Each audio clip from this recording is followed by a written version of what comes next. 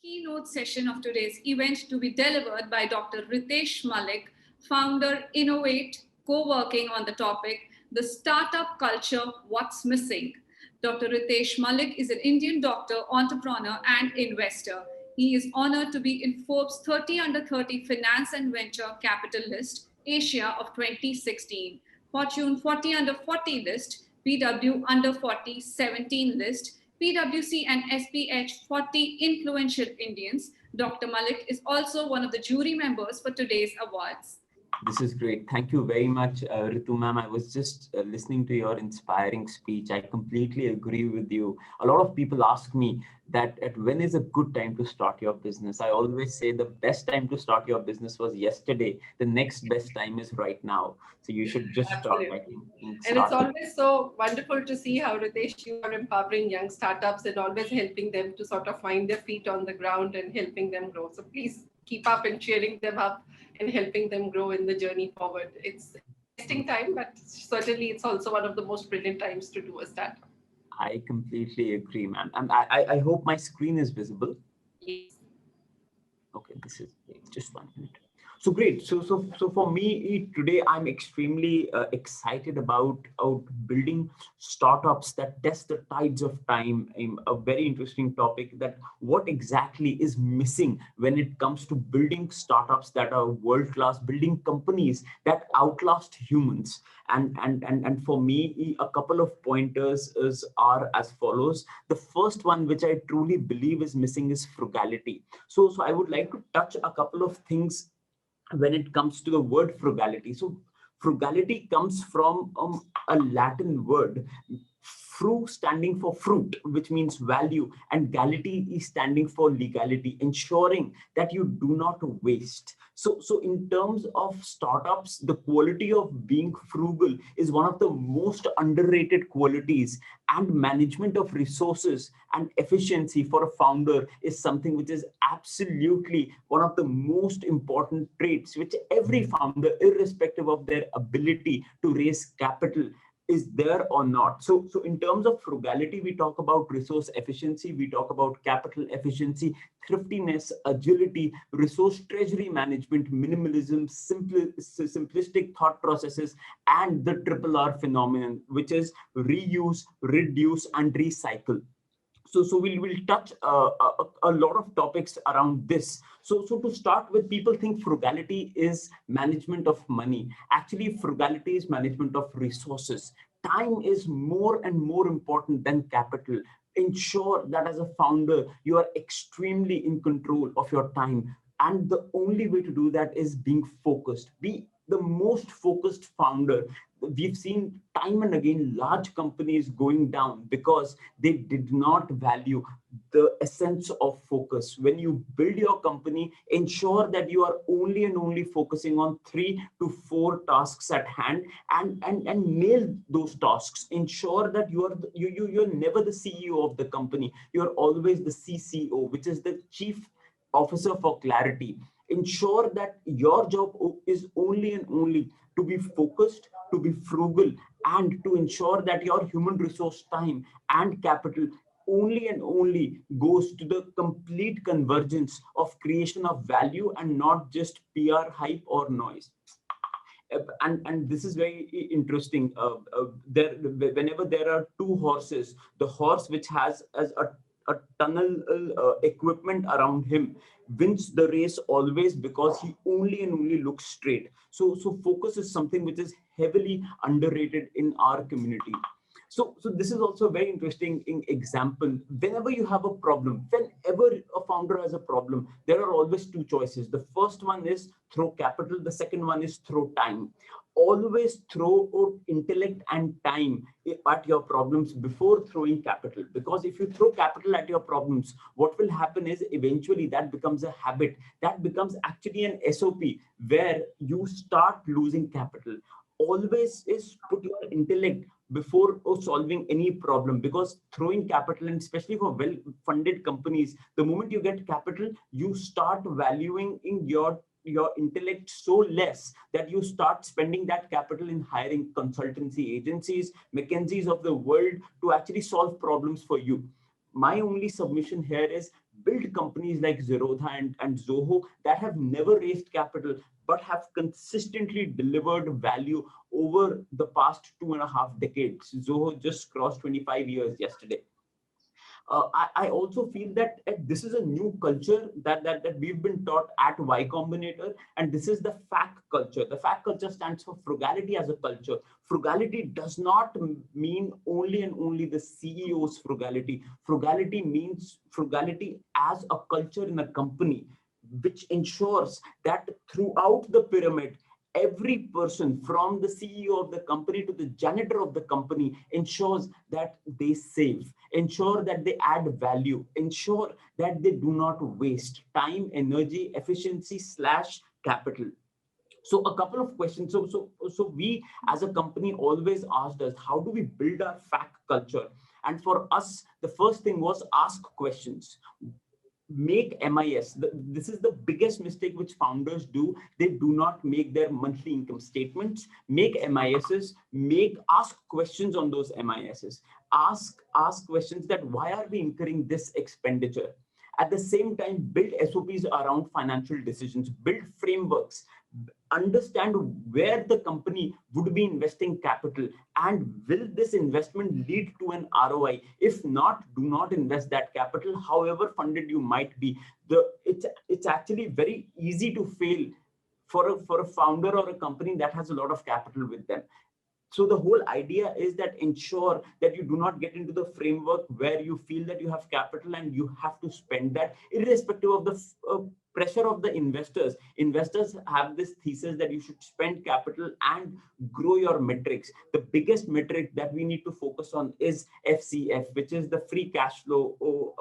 I think that is so underrated in today's day and age. So we'll come on to that. So for us at Innov8 Co-Working, we asked these 4 questions before spending even a single dollar on our balance sheets. The first one was, will this dollar spent help us in our customer retention? क्या हमारा customer इस expenditure से क्या हमारे customer को हमें छोड़ना मुश्किल हो जाएगा? If the answer was yes, we actually spended that capital. The second one was, will this investment give us a disciplined marketing in return on capital expenditure? Now, Rose, on ROCE, we understand one thing, that the only and only word here is disciplined marketing ROCE. The whole idea is the world is actually spending more capital to get one customer than actually making a good solid business around it. If you spend 100 rupees to get, if you spend 100 rupees to actually get 80 to 70 rupees of capital from your investors, from your customers, you'll never ever be able to build a large enough business. Ensure that you at least have a 3.5 to 10x ROCE on your capital expenditure. The third one, which we realized was extremely important, was that will this investment make our customers more dependent on us as a bundled product? The whole idea is that your customers are your best investors. And the fourth one is that, does this investment raise the overall happiness quotient of our HR, of our team members? I think that is something which is extremely important. Now, the whole idea why we are being frugal, why we are being focused, is the free cash flow phenomenon. Free cash flow is basically PAT in terms of our CA language. It's the consequence of a balanced frugal management. Making money is easy. Keeping it is hard, and growing it is the hardest. Resources are limited. Use wisely. Every day is made up of micro decisions, and your decisions define your life. So ensure that your only and only goal is to create free cash flow on every customer sale that you do. So this is I think there are a lot of traits of great frugal founders. The first one being negotiators, being humble, but you should know how to negotiate your way, because you don't save money by buying. You actually save money by creating an expense chart. So be the best negotiator possible. The second one is create massive clarity. Create clarity in terms of the entire top to bottom organization culture. Use platforms like OKR, use methodologies like Kaizen, and ensure that you are at peak productivity. The third one is be an amazing planner. And you need to measure every day. You need to ensure that you measure your entire plan. You need to measure on a daily basis where your revenue is going, where your profitability is going.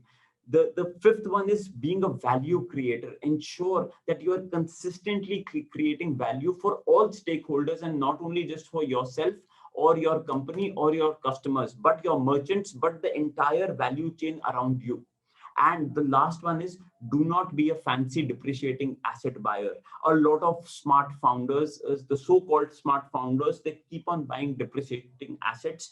Buy appreciating assets, buy assets like create a phenomenal brand. The best asset that you can create is build a frugally dependent but an insane branding in message. The most frugal organization which I am deeply inspired by is ISRO. This was the first rocket launch that ISRO did, and they actually took parts of the rocket on a cycle. It doesn't matter. It doesn't matter it doesn't matter how simple you are. What matters is what is the FCF, your free cash flow generating at the bottom line. I've personally learned a lot from the Zen living of the fact that less is more. We end up buying so many things we do not need. So throw, sell, and commoditize. Ensure that you are consistently decreasing wastage in your organization. So in terms of building a frugal backend to your organization, it's not only saving money, but being frugally innovative. There are three consistent ways to do that. The first one is social innovation. The second one is institutional innovation. And the third one is technological innovation. All these three, you should actually think of ways where you can actually build innovation on the background of being extremely frugal. So I'll tell you a couple of very interesting examples of it.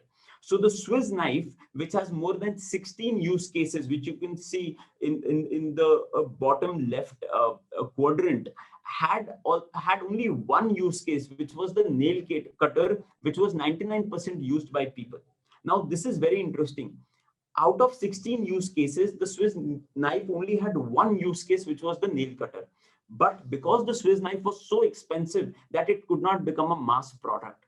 Whereas a company in China actually patented this nail cutter patent from the Swiss knife, and only sold nail cutters. Today, their revenues are touching $3.5 billion, whereas Swiss knives are just a novelty item. The whole idea is remove unnecessary functions of your product which do not add value to your customers.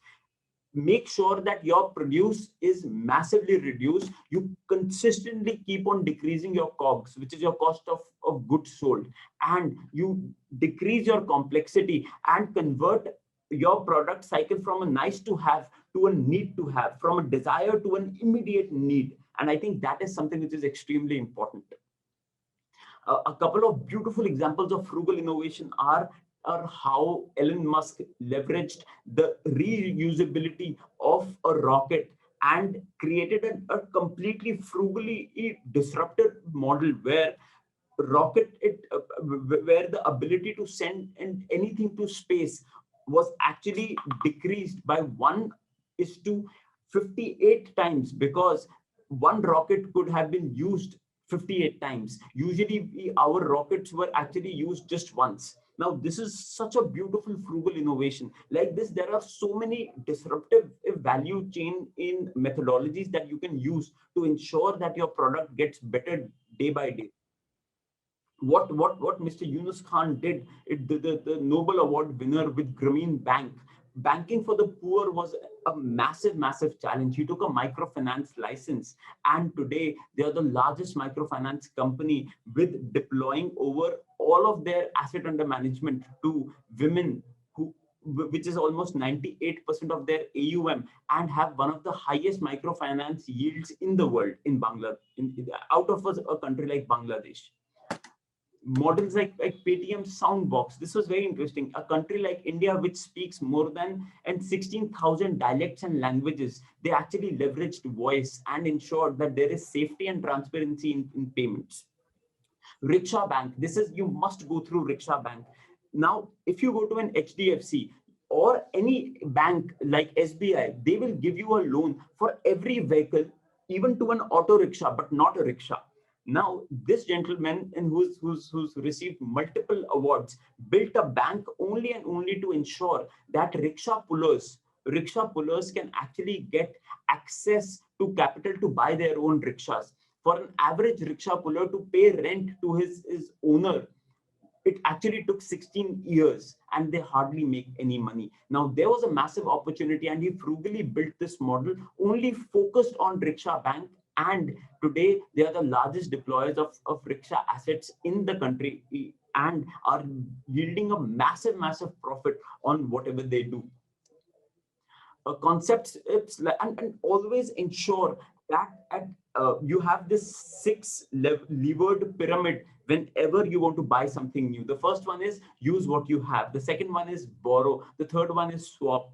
The fourth one is be extremely thrifty. Thrifty means try and lease it out. The fifth one is make, and the last one should be buy. Ensure that your buying cycle is questioned heavily across parameters so that you don't spend money. Money is momentum, money is power, money is influence. Your only responsibility as a founder is to ensure that you create free cash flow for your company and fight for each and every penny.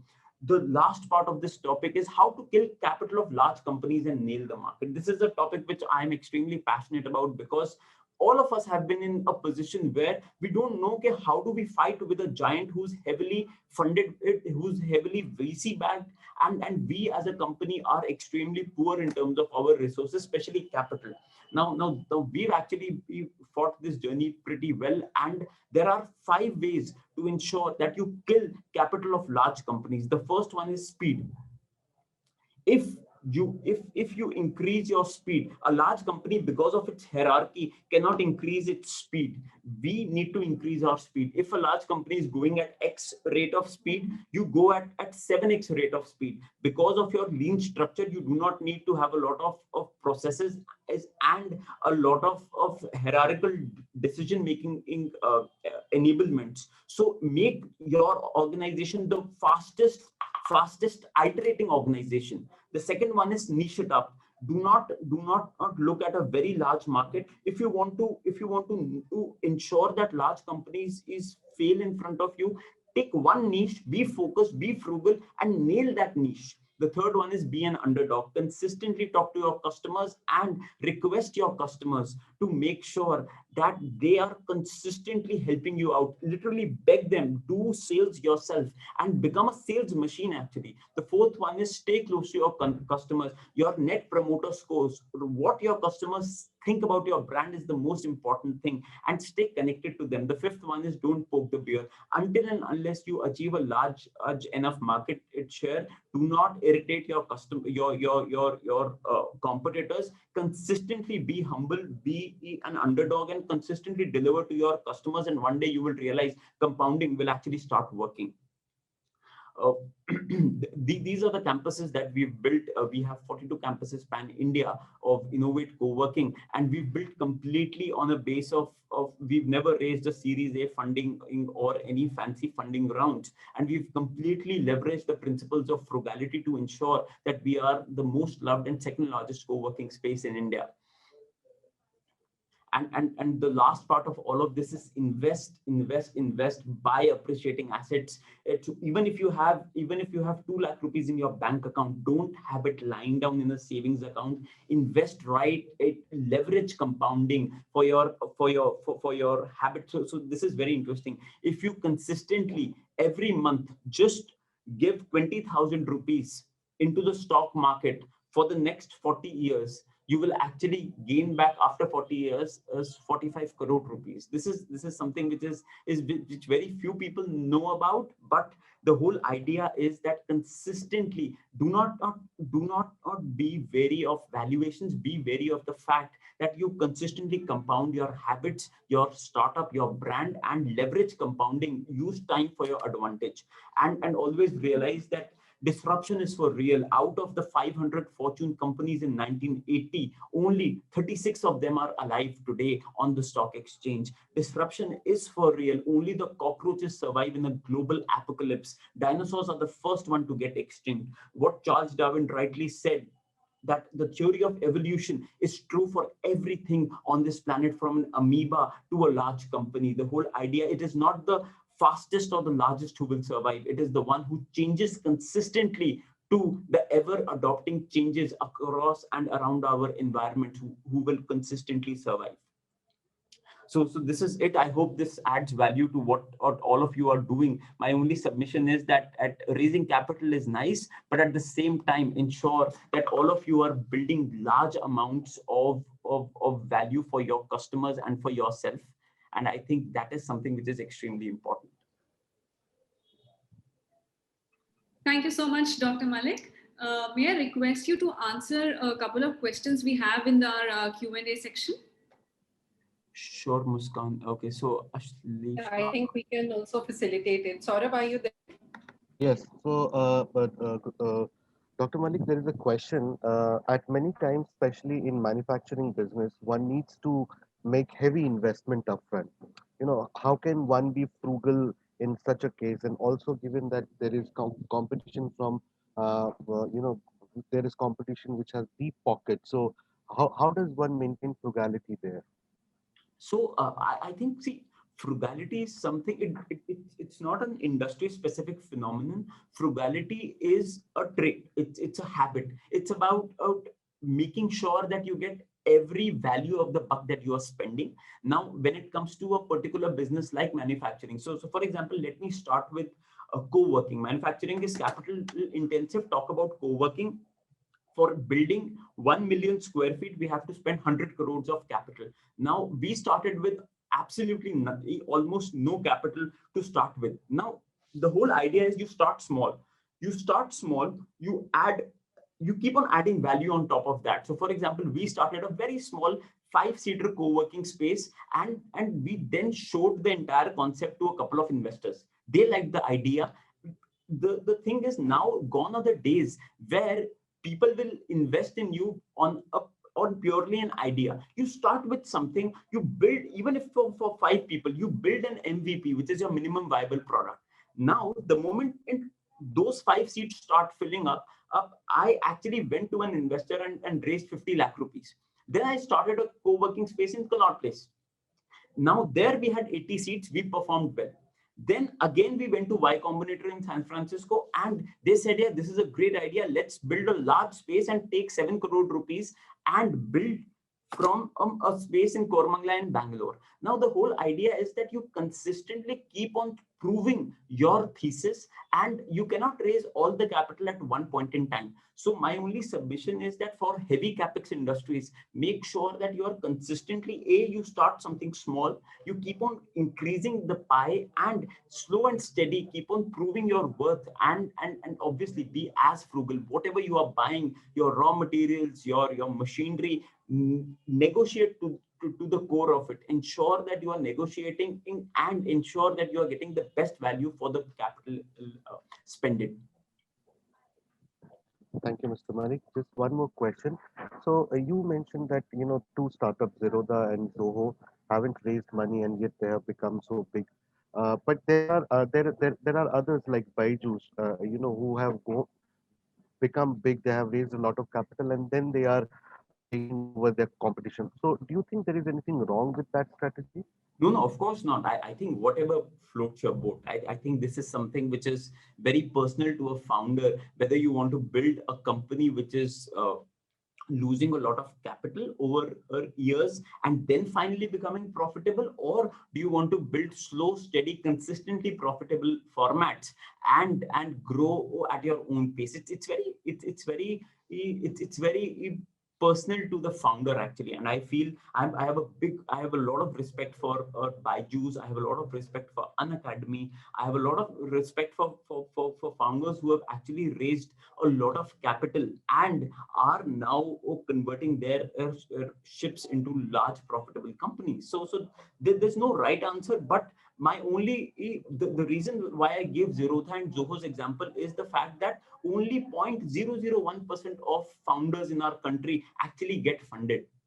Now, for all the other 99.99999% founders, they feel that because we have not gotten funded, we should actually close our, and we should actually quit our startup journey. That should not be the case. My only request is, if you get funded, good for you. If you do not get funded, better for you. Consistently add value, go slow. It might take you 25 years to build a Zoho, but go slow and do not lose hope. Do not quit, and be frugal with your thought process, and consistently add value. You, your success cannot be defined by the capital that you raise. The sad part of our media today is we celebrate fundraising, we do not celebrate it profit booking. I think that is something which is extremely important. And fundraising is a great achievement, but more than that, the higher achievement is listing your company at the National Stock Exchange. So in my opinion, that is something which is very important, and you should not be disheartened if you don't raise capital. Thank you, Mr. Malik. Just one question we'll take, and if you can quickly answer this because we have little time. So here's the question. We are an urban club of electronics repair and services, and we are bootstrapped, no external investors yet. What do you suggest is a better way to get seed funding, investors, or government program of MSME loans? Comparing debt against equity-based investment, kindly advise. So from my standpoint, if your business is giving you a good operating margin, you should aankh band karke raise debt. I'm a big believer of debt. I feel that equity is extremely expensive. So in case of Innov8, for example, our equity rose from actually just I think 1 crore rupees to over 250 crore rupees in just a span of 36 months. Now, if you see that, that is a very high movement and very high return on equity invested instead of a debt. So we raised a close to a 35 crore debt from one of our investors at an 8% coupon rate. In my opinion, and debt is always a good idea. But the whole idea is it's also a call. It's a call which the founders need to take. Do they want to have a dagger standing on their head? Because once you take the debt, you need to pay back the debt. So in my opinion, and it's a personal call. I'm a big fan of debt. At Innov8, at the time of exit, I actually held majority of the company because I had taken large amounts of debt on my balance sheet. I'm a big believer of debt. I feel that debt is so underrated. It finally, both equity and debt pay off, but debt actually helps you save a lot of capital, especially for founders. Thank you, Dr. Malik. Thank you for your answers. We will request you to just hold on for a couple of minutes. We'll announce our awards. Over to you, Muskan.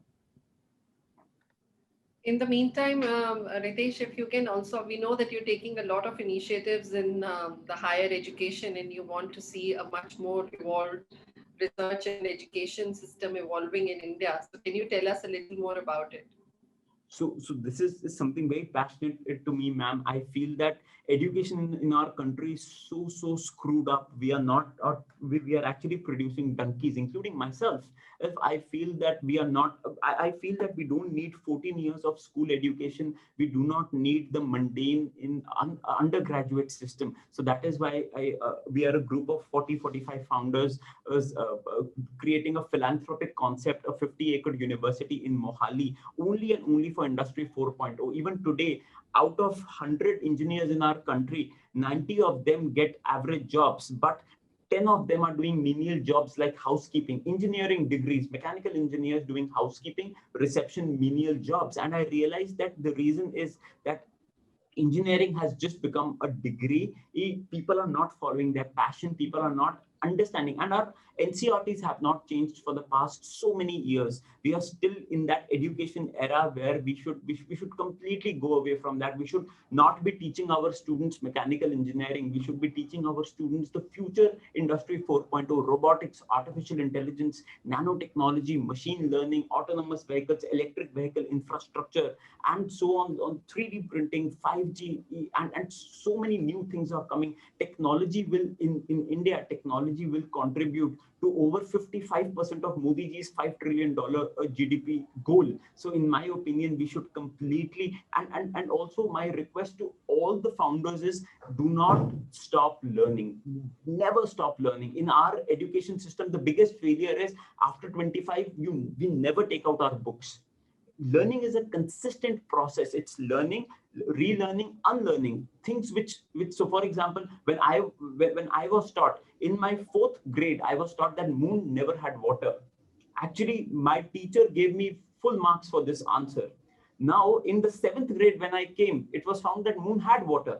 The idea is that you need to unlearn and consistently relearn newer things, and every day read books. Read your uh, uh, textbooks will actually help you get uh, your ration, but books which help you get self-learning experiences will actually create wealth. The easiest way to create wealth is, one, to change your orbit of people that you talk to. 5 people.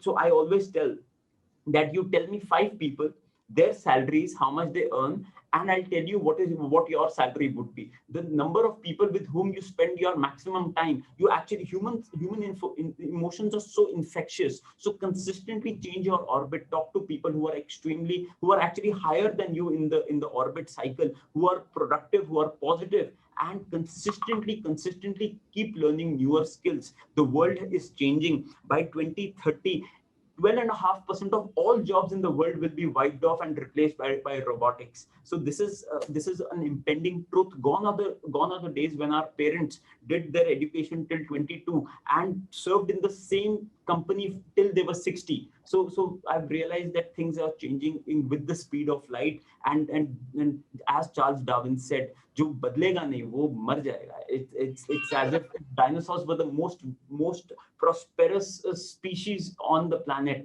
and within a span of just 100 years, everything was vanished.